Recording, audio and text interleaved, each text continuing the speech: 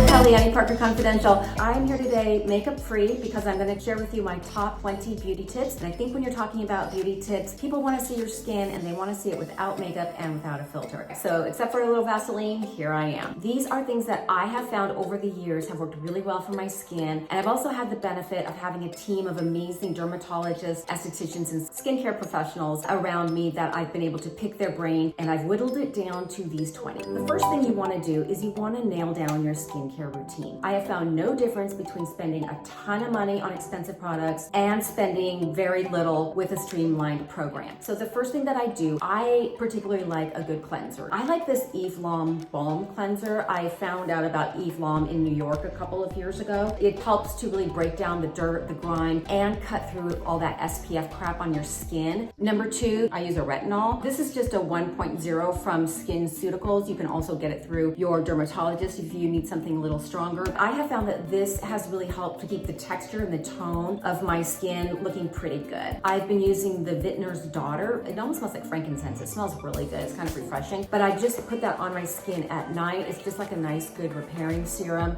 Lastly, a good moisturizer. I like SkinCeuticals Rejuvenating Moisturizer, and I don't use an eye cream. I use this for my entire face, neck, and chest. A cold ice mask in the freezer. This is great in the morning when your eyes feel like red or itchy or puffy. I just take it out, I put it over my face, I chill, and it just helps soothe and calm my skin and my eyes. We always have a couple of moisturizing, hydrating masks around. They're pretty inexpensive. You can get a lot of them on Amazon. I just like them to give my skin a little bump. I'll use them to prep my skin if we're going out for the evening and I just want it to look extra hydrated. These are really simple. These are the 111 Skin eye masks that I really like. Keep them in the refrigerator. They're like a gel substance. I just put them on under my eyes and I find them calming. Find your sleep number. Mine is about 7.5 hours. That just really helps the cells in your skin to repair. And I just feel that my eyes and my skin look brighter when I've gotten a good night's sleep. I mean, right? A good body moisturizer. It doesn't have to be expensive. I personally like Capari coconut milk. After the shower at night, I put it all over my body while my body's still kind of damp. It soaks in the moisture and that just feels good to me and it smells good. I use this for my feet also. There is no need to buy foot cream. I douse my feet with it. I put on some warm fuzzy socks and I sleep with them.